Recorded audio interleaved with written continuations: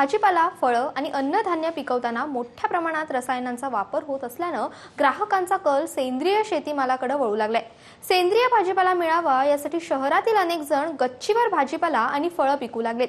सांगली जिल्ह्यातील उर्मिला माळी या देखील आपल्या गच्चीवरती गेल्या 5 वर्षांपासून विषमुक्त भाजीपाला पिकवत आहेत। सेंद्रिय भाजीपाल्यामुळे त्यांच्या कुटुंबातील सदस्यांचं आरोग्य देखील चांगलं राहतंय, तसंच आठवड्याला बाहेरून आणावा लागणाऱ्या भाजीपाल्याच्या खर्चातही बचत झाली आहे। आज आपण उर्मिला माळी यांच्या गच्चीवरची शेती पाहण्यासाठी जाऊयात।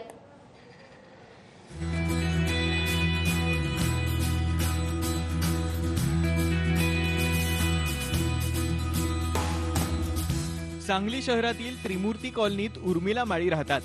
सध्या बाजारात मिळणाऱ्या भाजीपाल्यावर मोठ्या प्रमाणात रासायनिक खतं आणि कीटकनाशकांचा वापर करण्यात येतो, त्यामुळे आरोग्याच्या तक्रारी निर्माण होऊ लागल्यात। माळी यांना शेतीची आवड असल्यानं त्यांनी गच्चीवरच सेंद्रिय पद्धतीनं भाजीपाला पिकवण्याचा निर्णय घेतलाय। 4-5 वर्षापूर्वी माझ्या डोक्यात एक संकल्पना आली की बाहेरचा बाजारातला जो भाजीपाला रासायनिक फवारणी केलेला वगैरे हे खाऊन जरा आजारी पडण्याचं प्रमाण वाढत होतं।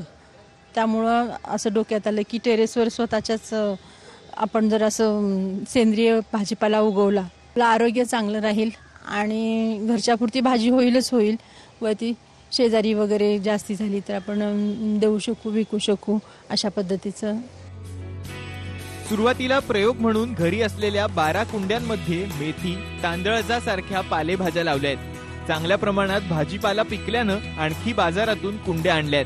कुंड्यांमध्ये माती मिसळताना गांडूळ खत, शेणखत टाकलंय। त्यानंतर वांग्याची रोपं लावण्यात आली आहेत। 12 कुंड्या होत्या माझ्याकडं, त्याच्यात मी मेथीची भाजी, तांदळाची भाजी असं उगवून घालायचा प्रयत्न केला, तर ते छान आलं। मग पुन्हा कुंड्या वाढवल्या आणि वांग्याची रोपं आणून भाज्या वगैरे घालायला सुरू केलं। प्रथम कुंड्या मातीमध्ये शेणखत, गांडूळ खत, असा पालापाचोळा वगैरे मिक्स करून माती कुंड्यांमध्ये भरली। अशा रीतीने ते आणि रोपं तयार करून मग पुन्हा वांग्याची रोपं वगैरे लावली। अशा पद्धतीने सध्या माळी यांच्या गच्चीवर 80 कुंड्या आहेत। 20 कुंड्यांमध्ये वांग्यांची झाडं, 20 कुंड्यांमध्ये मेथी, गवार आणि वेलवर्गीय पिकं आहेत। कमी जागेत जास्त उत्पादन मिळावं यासाठी माळी यांनी रॅकवर कुंड्या ठेवल्या आहेत, तसंच ट्रे मध्ये भाजीपाला लावलाय। त्याच्याकडे 80 कुंड्या आहेत। या कुंड्यांमध्ये एक 15 ते 20 वांग्यांची झाडं लावली आहेत, एक 15-20 भेंडीची झाडे लावलेत, एक 10-15 ह्याच्या लावलेत, गवारीच्या लावलेत, अशा पद्धतीनं। आणि उरलेल्या काही मध्ये वेल वर्गीय जरा लावले। करत असताना दुसरी एक संकल्पना डोक्यात आली, इथे जे रॅक आहेत या रॅकमध्ये छोट्या जागेत अधिक कसं उत्पादन घेता येईल, असंही करता येईल का असा विचार आला डोक्यात। त्यासाठी हे रॅक बनवून घेतले। या रॅकमध्ये थोडक्यात 10 कुंड्या बसतात। 9 स्क्वेअर फूट जागेत 10 कुंड्या बसतात एकावर एक। अशा पद्धतीने झिगझॅग मॅनरमध्ये त्याचं हे केलेलं आहे। त्याच्यावर ट्रे, पुन्हा दुसरे छोटे छोटे ट्रे आणून त्याच्यात आम्हाला भाजीपाला वगैरे लावता येईल का हे आणि डोक्यात आलं। त्यामुळे ते ट्रेमध्ये भाजीपाला पण उगवायचा प्रयत्न केला। अतिशय सुंदर येतोय आणि चांगलं थोडक्या जागेत जास्ती उत्पन्न मिळतंय। माळी यांनी भाजीपाल्याला पाणी देण्यासाठी ठिबकचा वापर केलाय, तसंच घरातील ओल्या कचऱ्यापासून खत तयार करतात।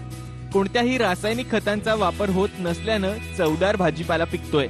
माळी यांना आठवड्याला 400 रुपयांचा भाजीपाला लागत होता, मात्र आता गच्चीवरच भाजीपाला पिकवण्यात येतोय, त्यामुळे 400 रुपयांची बचत झालीय। तसंच चांगला भाजीपाला मिळत असल्यानं शेजारीही भाजीपाला विकत घेऊ लागलेत।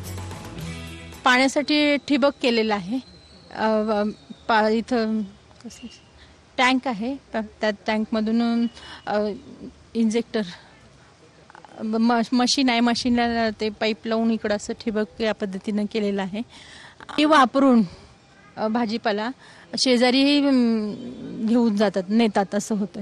आणि त्या भाज्याची चव एक वेगळी वाटते बाजारातल्या भाजीपाल्यापेक्षा, कारण सेंद्रिय आहे, ह्याच्यात काही रासायनिक फवारणी वगैरे काही नाही केलेली, आणि याच्यात खत आणि दुसरं काही घालतो. घरातलं जे किचनमधलं जे वेस्ट आहे, जे तण आलेलं आहे, हे सगळं एकत्रित कुजवतो आणि ते पुन्हा वापरतो आणि खत म्हणून या झाडांना घालतो. भाजीपाला विकत घेतो त्यांनी त्यांच्या टेरेसवर